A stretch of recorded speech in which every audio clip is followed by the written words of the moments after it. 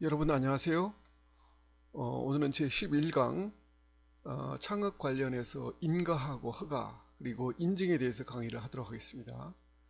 순서는 이제 인가하고 허가의 차이가 뭐가 있고 또 인가받아야 될 사업자 또 허가받아야 될 사업자는 어떤 것들이 있는지 보도록 하겠습니다. 그리고 이제 창업을 하게 되면 수많은 그 인증 제도가 있습니다. 메인 비지라든지 CCM이라든지 다양한 인증 제도가 있는데 이런 것들에 대한 인증에 대해 개괄적으로 간단히 한번 살펴보는 걸로 진행을 하겠습니다. 그리고 마지막으로는 이제 실제로 식품 영업을 한다고 했을 때 어떤 그 절차를 거쳐야 되는지를 좀 더 자세하게 한번 살펴보도록 하겠습니다. 자, 우선 인가하고 허가입니다. 허가하고 인가의 차이가 뭔가 결론적으로 말씀드리면 뭐 인가, 허가, 승인은 일반인한테는 별 의미가 없다. 이렇게 얘기를 하고 있습니다. 즉 개별 사업이 여러 절차를 거치기 때문에 어떤 절차는 허가인 경우도 있고 또 어떤 절차는 인가인 경우가 있고 또 인가와 승인을 혼용해서 사용하기도 합니다. 그래서 뭐 학문적으로 나눈다면 명확하게 구별이 되지만 일반인들이 접할 때는 그렇게 크게 분류를 할 필요는 없다라는 생각이 들어요. 그렇지만 우리가 공부를 하고 있기 때문에 간단히 그 개념을 명확히 할 필요는 있습니다. 허가는 자연인이나 법인, 자연인이라면 일반 사람이죠. 일반인. 그리고 법인은 이제 어떤 조직, 단체, 이그 법인격을 가진 법인을 의미합니다. 자연인이나 법인이 자유롭게 활동할 수 있는 기본 권리를 국가 목적 또는 행정 목적 달성의 필요에 따라서 국가가 그 권리를 제한하고 일정 요건을 갖춘 자한테만 그 권리를 행사할 수 있도록 허가해주는 그 행정법상의 용어를 허가라고 한다고 합니다. 뭐 말이 좀 어려운데 이런 것들을 허가라고 그러고 예를 들면 이제 허가를 받아야 될 업종은 이제 먹는 샘물 제조업이라든지 식품 제조 가공업 또 소금 제조, 비료 생산업, 뭐 농약원 제조 제업, 또 유해 화학물질 제조업, 뭐 의약품 제조업, 직업 속에서 주류 판매업, 무역 대리업, 뭐 중고자동차 매매업, 건강식품, 건강기능식품 제조업 이런 것들이 이제 허가사항 업종입니다. 이런 것들이 그리고 이제 허가 말고 인가는 이제 조금 개념이 다른데 국가가 국민과 국민 간의 계약을 승인하여주는 제도를 이제 인가라고 한다라고 그래가지고 국민과 국민 간에는 수없이 많은 계약 관계를 맺으면서 살아가게 되죠. 그렇지만 이제 그러한 계약들 중에는 이제 어떤 강자와 약자 간의 계약이 문제가 되기도 해요. 특히 이제 특정 소수하고 불특정 다수 간의 그런 기업하고 이제 어떤 소비자 간의 계약은 이제 특정 소수의 힘에 의해서 결정되는 경우가 많다라는 겁니다. 그래서 일정 부분 이제 국가로부터 인가를 받도록 하는 것이 있는데 예를 들면 버스 요금 인상 문제라든지 예를 들면 이제 버스 요금은 원칙적으로 버스 업체하고 이를 이용하는 이제 소비자들 간의 계약에 의해서 요금이 결정되는 것이 원칙이죠. 그런데 이 경우 이제 국가가 관여하지 않는다면 버스 업체는 불특정 다수가 이용하는 버스 요금을 마음대로 인상할 수 있는 그런 문제가 있는 거죠. 그래서 이를 이용하는 이제 그 소비자들이 어쩔 수 없이 버스 요금 인상에 따를 수밖에 없다라는 거죠. 그래서 국가가 버스 요금 인상 시에 이제 국가로부터 요즘 지방자치단체죠 인가를 받도록 하고 또 승인을 하여 주는 것들이 이제 대표적으로 이제 이것이 인가다 이렇게 얘기를 하고 있습니다.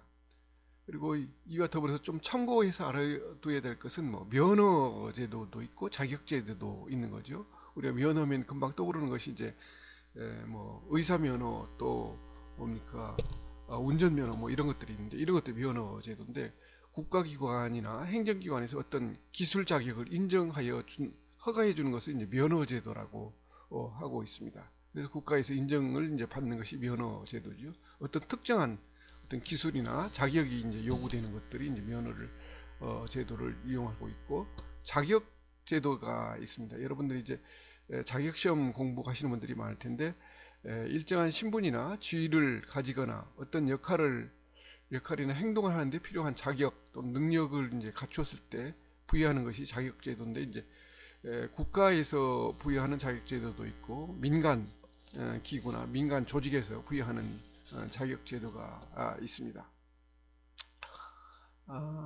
그 다음에 이제 등록업종이 있습니다. 등록업종이라는 게 있는데, 등록이라는 게 뭐냐면 이제 해당 대장에 등재가 되면 어떤 사실이나 법률 관계의 존재가 공적으로 공시 또는 증명되는 것으로서 일종의 허가의 성질을 갖고 해당 업종에 대한 등록 요건은 관련 법률로서 이제 정의하고 있는데, 예를 들면 등록업종은 다단계 판매업이라든지 여행업이라든지 약국, 뭐 창고, 또 학원업, 뭐 출판 인쇄업, 뭐 음반 비디오물 제조업이라든지 부동산 중개업 이런 거 등록을 하도록 이렇게 규정을 하고 있습니다. 그리고 이제 등록 말고 또 신고업종도 있어요. 신고업종은 뭐 일정한 사항을 관할관청에 통지하는 것이다. 통지하는 건데 사실은 통지하는 것으로 끝나는 게 아니라 통지를 하고서 신고서에 이제 기재를 해야 되는데, 이 기재할 때 흠이 없고 필요한 구비 서류를 첨부되어 형식상 요건이 적합할 때만 이제 신고를 받아주는 거죠. 무역업이라든지 장례식장업이라든지 목욕장업, 이미용업, 뭐 식품영업이라든지 위생용품 제조업이라든지 의료기기 판매업이라든지 이런 것들은 이제 신고업종으로 이렇게 구별을 하고 있습니다.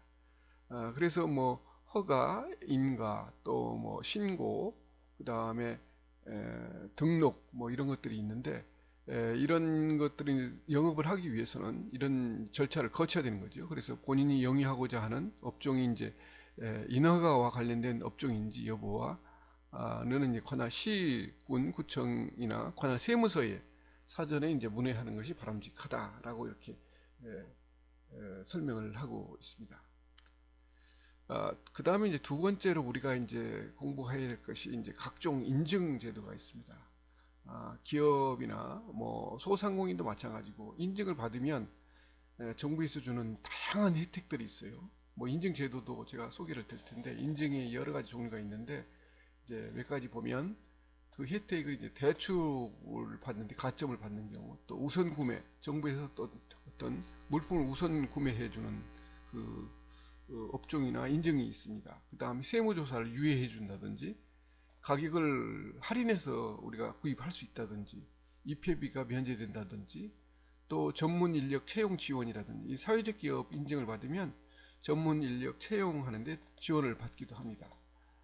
우리가 다음 시간 정도에 이 사회적 기업에 대해서 공부를 할 텐데, 그리고 이제 컨설팅도 지원받을 수가 있고, 사회보험료도 지원받을 수가 있고, 또 공공기관 그 우선 구매를 이제 권고받을 수도 있고, 입찰 계약 특례들을 받을 수가 있고, 기술 보증에 대한 우대도 지원받을 수가 있고, 코스닥 상장, 뭐 산업기능요원, 또 병역 특례 연구기관 지정 가점, 뭐 기술 개발 사업, 또 광고비도 일부 감면을 받는 경우도 있고, 특허 심사에 우선권을 부여받을 수도 있고, 보험료율도 우대받을 수가 있고, 금리도 우대받을 수가 있고, 뭐 심사 평가 수수료를 지원받기도 하고, 판로 확대 지원받기도 하고, 정부 포상에 대해서 이제 가점을 받기도 하고, 이런 그 다양한 혜택들이 있는 것이 이제 인증이라는 거죠.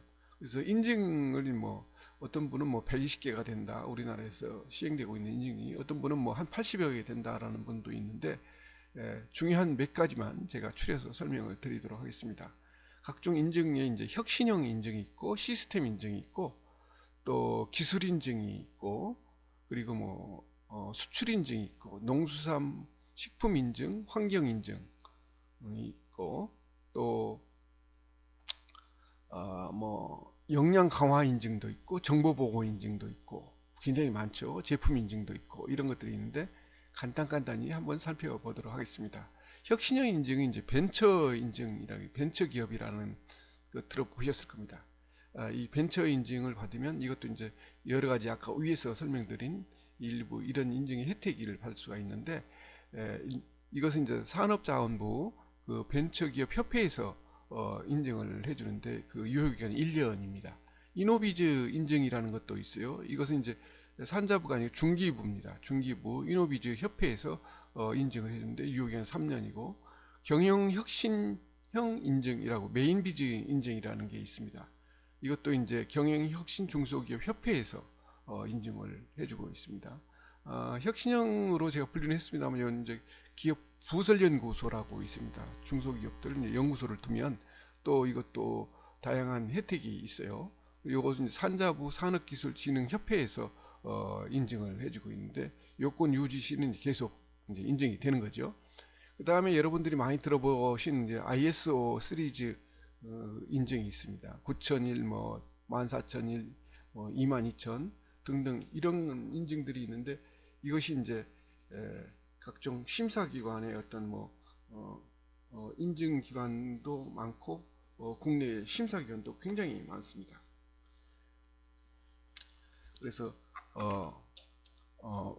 이게 이제 국제 민간 기구 그 표준 인증인데 ISO라는 것이 9001 같은 경우는 이제 품질 경영 시스템 인증, 시스템을 갖췄는지를 판단하는 거죠. 그 다음에 14001은 이제 환경 경영 시스템, 22000 같은 경우는 식품 안전 경영 시스템, 이런 것들이 있어요.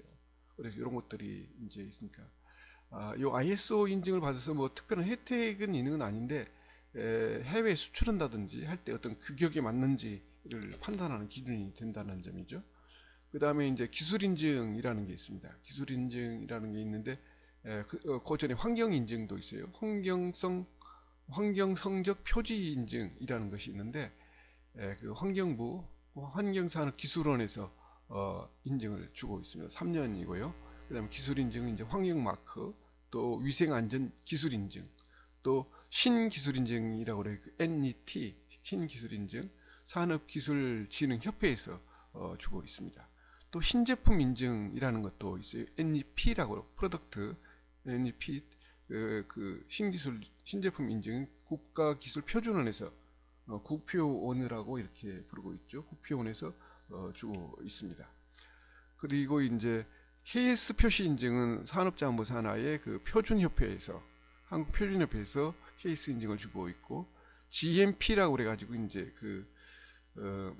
의료기기 쪽 인증인데, 이것은 이제 식품의약품안전처에서 부여를 하고 있습니다. KC는 이제 국가통합인증마크로 이제 KC 인증인데, 이것은 이제 국가기술표준에서 아까 NEP와 같이 국가기술표준원에서 부여를 하고 있습니다. Q마크는 이제 공산품하고 전자제품을 대상으로 부여를 하는 건데, 국내 인증 규격이죠. 이것도. 그래서 이거 1년입니다. 그 다음에 이거 말고 또 성능 인증이라는 게 또 있어요. 중기부의 이제 공공구매 종합정보망에서 이제 운영을 하는 건데, 이 기간은 3년이고, 이런 것들이 이제 인증을 받게 되면 공공기관에서 우선구매 대상 품목으로 이제 선정되기도 하는 거죠.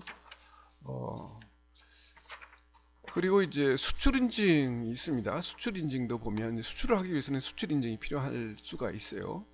수출 유망 중소기업 인증, 중소기업 수출 지원 센터에서 이제 부여를 하고 있고, 저작권 인증도 이제 문광부의 한국저작권위원회에서, 또 두뇌 역량 우수 전문기업은 산업자원부에서 부여를 하고 있습니다. 그 다음에 농수산식품 인증이 있어요. 농수산식품 인증하고 환경 인증하고 같이 묶여 있는데, 햇섭이라고 그래가지고 이 햇섭 인증이 있어요. 이거 이제 식품의약품 안전처에서 역시 부여를 하는 겁니다. 그 다음에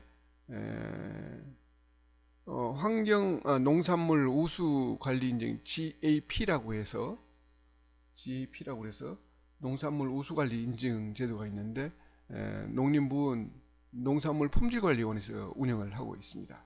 그 다음에 친환경 농산물 인증 농림부, 그 다음에 유기농 전통식품 품질 인증, 이런 것들 농림부에서 각각 1년에서 3년씩 이렇게 유효기간을 적용을 하고 있습니다. 수산물 품질 인증은 수산물 품질관리원에서 운영을 하고 있어요.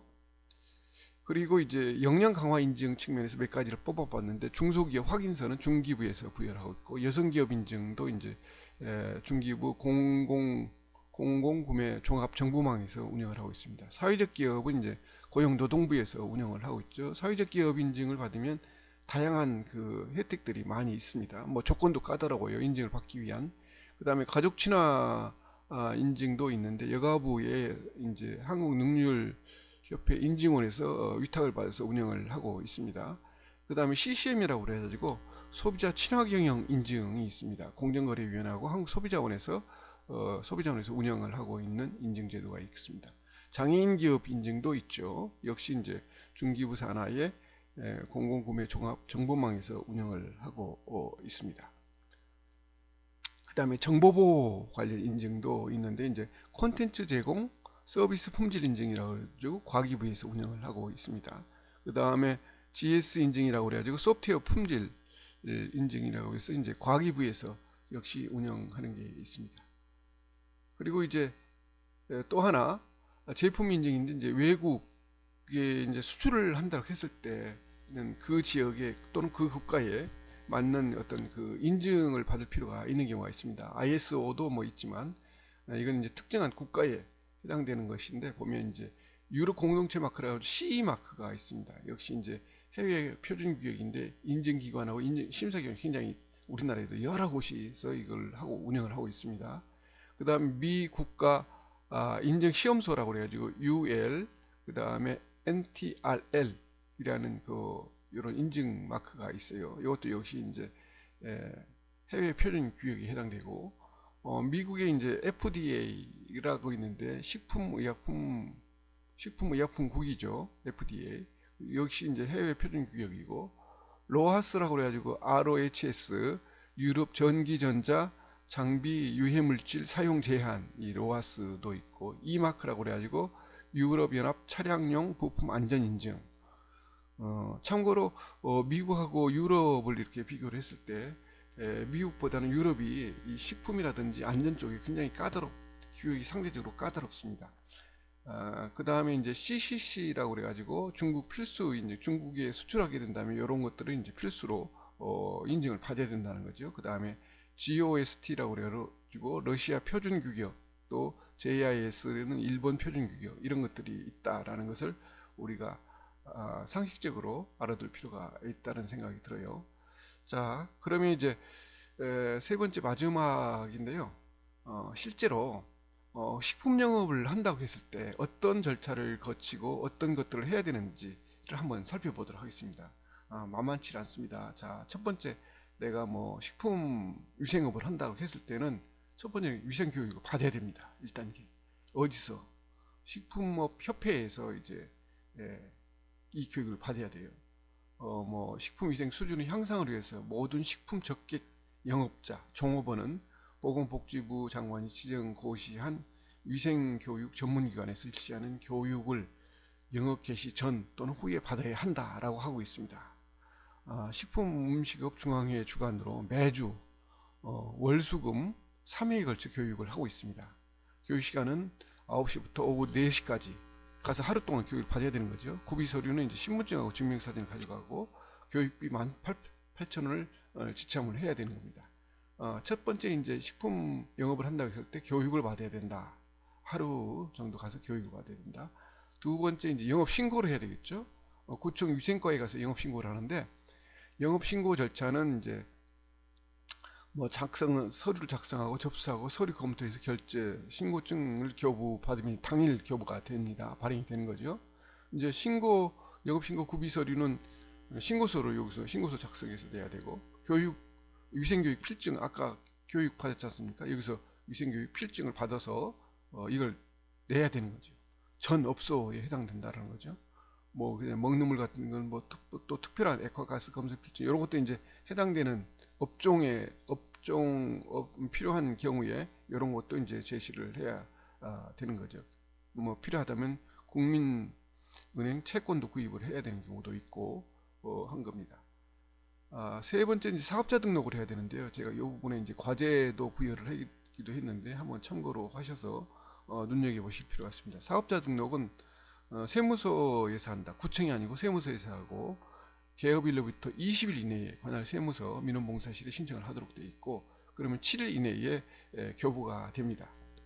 찾아올 수도 있고 뭐 우편으로 보내올 수도 있고 그 다음에 구비서류는 이제 사업자 등록 신청서가 있어야 되죠. 세무서에 가면 있습니다. 그 다음에 본인 주민등록증을 가지고 가야 되고 영업신고서 사본을 한 부를 내야 되고 그 다음에 사업장 임대차 계약서가 있어야 됩니다. 이 사업장이 있어야 사업자를 사업을 하지 않겠습니까? 그래서 이런 서류가 필요하다. 구비 서류는 이렇게 하나, 둘, 셋, 네 가지가 필요하다. 7일 이내에 교부를 받을 수가 있다. 세무서에서 가서 한다라는 것을 확인할 필요가 있습니다. 그리고 이제 그 식품 영업을 하는 경우는 그 보건검사를 받아야 되는 경우도 있어요. 뭐 식품 적계급, 뭐 식품의 조리, 판매에 직접 종사하는 자, 또 영업자, 종사자, 아르바이트생 포함해서 모두 건강검진을 받은 후에 영업에 종사해야 된다는 것이 기본 원칙입니다. 왜? 식품은 음식이기 때문에 사람이 호흡하고 실제로 먹는 거 아니겠습니까? 그래서 어떤 이 식품 적계업에 종사하는 사람들이 혹시 뭐 그럴 리 없겠지만은 전염병을 가지고 있는지 가 굉장히 중요한 변수가 되는 거죠. 그래서 이런 것들을 사전에 예방하기 위해서 건강검진을 뭐 보건소에 가서 보건검사를 받도록 이렇게 정하고 있습니다. 그 다음에 이제 필요한 경우인데 이게 이제 모두 해당되는 건 아닌데 소방방화시설을 완비를 해야 되는 거죠. 소방방화시설 완비 확인 신청서를 가지고 그 다음에 설치 내역서를 가지고 소방서에 가서 뭐 휴게 음식점 영업 뭐 이제 약 한 그 30평 이상 되는 바닥 면적 30평 이상 되는 영업장의 경우는 뭐 이것을 제출을 해서 설비를 완비하도록 이렇게 규정을 하고 있습니다. 역시 이제 소방방화시설 완비인데 소방방화시설의 종류를 보면 뭐 소방시설 있고 방화시설 있고 기타 시설이 있습니다. 소방시설은 뭐 소화시설, 소화기, 뭐 소화약기, 간이소화기, 간이 스프링쿨러, 뭐 피난설비는 뭐 유도등, 유도표시등, 비상조명 등, 휴대용 비상조명 등, 피난기구, 경보설비는 비상벨, 뭐 비상방송, 가스누출 경보기, 방화설비 시설은 방화문, 비상구, 뭐 여러분들 혹시 뉴스에 보면은 뭐 어떤 뭐 식품점이나 뭐 숙박업소에서 뭐 이런 것들이 화재가 났는데 이런 것들이 제대로 갖춰지지 않아서 인명피해가 컸다, 재산피해가 컸다라는 뉴스를 접하는 경우가 종종 있었을 겁니다. 그래서 이런 부분도 우리가 참고를 해야 된다라는 겁니다. 뭐 평상시에는 문제가 없지만 만약에 어떤 비상시에 화재가 발생했을 때는 이런 것들이 큰 문제가 될 수가 있다. 뭐 유의사항은 한번 여러분들이 참고하셔서 보시면 될 것 같습니다. 그 다음에 이제 도시가스 시설 변경도 이제 도시가스 시설 변경하는 경우는 뭐 이런 절차를 통해서 이런 서류를 가지고 처리 흐름은 이렇게 된다라는 걸 여러분들이 보시면 될 것 같습니다. 제가 자료를 학교 홈페이지에 놓을 테니까 뭐 참고해서 보시기 바랍니다. 그 다음에 전기 승합공사도 역시 한번 참고해서 보시면 될 것 같습니다. 그리고 이제 식품 영업을 하는 경우는 보험에 대해서도 우리는 생각해 볼 필요가 있습니다. 아까 화재 사고 얘기했는데 건물 짓기 인테리어뿐만 아니라 인명사고 같은 경우는 이제 이런 걸 보장을 받기 위해서 비상시에 대비하기 위해서 이제 보험을 가입할 필요가 있는 거죠. 사업체 내에 직접적인 화재, 누전, 과열, 합선, 쥐 등으로 인한 화재, 뭐 주변 업체나 건물로부터 간접 화재, 소방수로 인한 침수 피해, 뭐 이런 것들로부터 이제 나중에 보상을 받기 위해서 보험을 가입할 필요가 있고, 가스 사고 배상 책임에 대해서도 이런 보험이 있다. 음식물 배상 책임도 있고, 업체 내 안전사고에 관해서도 예를 들면 이제 바닥에서 손님이 미끄러져서 어떤 엉덩방아를 쪄서 뭐 뼈가 어떻게 됐다 하실 때, 그 다음에 문틈에 손가락이 뭐 신체 일부에 끼는 사고, 뜨거운 국물 등에 의한 화상 사고, 뭐 이거 말고도 각종 다양한 사고가 발생할 수 있습니다. 그래서 우리가 하나의 사업을 한다라는 것은 쉽게 생각할 일이 아니라 이런 문제까지도 고려할 필요가 있다라는 겁니다. 그리고 이제 간판에 대해서도 각종 간판에 대한 규격이 있어요. 공통 표시 방법, 뭐 5평방미터 이하의 간판은 뭐 간판 수량을 어떻게 하고, 색상 제한을 어떻게 하고, 그 다음에 가로 간판은 어떻게 하고, 또 뭐 세로 가로 간판 계속, 그 다음에 세로 간판은 어떻게 하고, 돌출 간판은 어떻게 하고, 굉장히 복잡하죠. 이런 것들이 있다. 지주 간판은 어떻게 하고, 창문 이용 간판은 어떻게 하고, 그래서 이런 것들도 참고할 필요가 있다라는 걸 간단히 말씀드립니다. 그 다음에 또 중요한 것이 이제 그 식품 적계급 적용사항의 이제 흡연구역 설치 문제입니다. 지금은 이제 음식점 건물 내에서는 흡연을 못하도록 규정을 하고 있어요. 그래서 만약에 설치를 해야 된다면 반드시 이런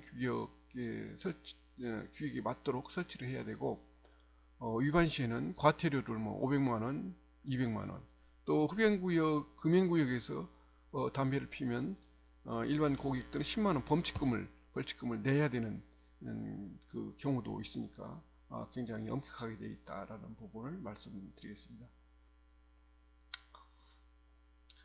다음 역시 이제 이렇게 금연구역 지정 위반 시에는 1차는 170만원, 2차는 뭐 330만원, 구체적으로 3차는 500만원까지 과태료를 부과받고, 금연구역 내에서 흡연을 하면 한 사람은 10만원의 과태료를 부과받을 수 있다라는 측면을 말씀드립니다. 그리고 이제 음식점의 가격 표시 제도가 있어요. 이것도 우리는 참고를 해야 됩니다. 최종 지불 가격을 표시해라. 즉 부가세, 봉사료 별도 해가지고 표시지 말고 이것이 포함된 가격을 표시를 하도록 이렇게 규정이 되어 있습니다. 그리고 이제 불고기, 갈비 등 식육 취급 음식점에서는 100g당 가격 표시제를 하도록 되어 있습니다. 1인분 얼마 또는 뭐 400g, 200g 뭐 이렇게 들쑥날쑥 거기에 표시하지 말고 100g당 얼마로 이제 이걸 뭐라 하냐면은 단위 가격 표시 제도라고 합니다. 이렇게 표시를 하도록 되어 있고, 5개에서도 가격을 볼 수 있도록 이렇게 5개 미만의 경우는 표시를 하도록 이렇게 규정을 하고 있어요. 그 다음에 또 하나 지켜야 될 것이 이제 원산지 표시를 하도록 되어 있습니다. 그 고기나 채소나 뭐 쌀이나 이런 것들이 또는 고추나 이런 것들이 어디서 왔는지, 농산물이 생산 채취된 국가 또는 지역을 표시도록 하도록 되어 있어요. 그래서 경유국, 뭐 적출국, 수출과는 완전히 다른 개념이다. 어디를 거쳐서 온 건 중요하지 않고 어디서 실제로 그 재배를 했고 어디서 수확을 했는지를 표시를 하도록 되어 있습니다. 표시 기준은 이제 국산 농산물인 경우는 이제 국산이나 국내산 또는 그 농산물을 생산, 채취, 사육한 지역의 시도명이나 시군, 자치구까지 표시를 하도록 되어 있어요. 수입 농산물 및 수입 가공품은 이제 대형 무역법에 따른 이제 원산지를 표시하도록 되어 있죠. 그러니까 뭐 캐나다에서 왔는지, 뭐 베트남에서 왔는지, 뭐 네덜란드에서 왔는지 표시를 하라. 그 다음에 남북 교류 협력에 관한 법률에 의해서 북한에서 온 그 농산물 같은 경우는 북한산 이렇게 이제 표시를 하도록 규정을 하고 있습니다. 자, 마지막으로 이제 원산지 표시에 요거는 이제 식당, 레스토랑에서 판매하는 게 아니고 여러분 과자 봉지에 있는 내용을 제가 가져왔는데 한번 보시면 식품의 유형, 과자, 유통기한은 이제 상단에 이제 스탬프로 찍었다는 뜻이고, 제조 내용량은 32g, 뭐 제조명, 그 다음에 원재료 및 함량, 옥수수 가루 42% 가로 열고 호주 산 했죠. 그 다음에 설탕, 밀가루 뭐 해가지고 또 무슨 분말은 뭐 네덜란드 산 뭐 해서 이렇게 원산지를 반드시 표시를 하도록 되어 있고, 7번은 뭐냐면 이제 포장 상태, 포장 보관 방법입니다. 이렇게 표시하도록 있고, 8번은 이제 영양성분 표시로 되어 있어서 뭐 열량, 탄수화물, 단백질, 포화지방산, 콜레스테롤, 나트륨, 비타민 뭐 A, B에서 표시를 하도록 되어 있죠. 이 표시, 식품 표시는 우리나라 상당히 잘 되어 있습니다. 세계적으로 다른 나라 보다 굉장히 잘 되어 있다. 특히 미국이나 일본보다 우리나라 잘 되어 있습니다. 그리고 마지막으로 여러분 수고하셨는데 마지막으로 간단히 제가 강의 중에 한 강의 내용에 있는 이야기입니다. 오늘의 과제를 말씀드리면 식품 영업, 예를 들어 분식점을 하고자 할 때 사업자 등록입니다. 사업자 등록을 받기 위해서 어디로 가서 무엇을 가지고 가야 할까요? 라는 것이 오늘의 과제입니다. 제가 강의 내용에 말씀드렸는데 요걸 한 페이지로 작성을 해서 만약에 여기서 인용을 했다면 근거를 제시하고 1월 6일 다음 주 월요일까지 온라인으로 작성을 해서 간단히 작성해 주시면 되겠습니다. 자, 오늘 수업은 여기까지입니다. 여러분 수고 많으셨습니다. 감사합니다.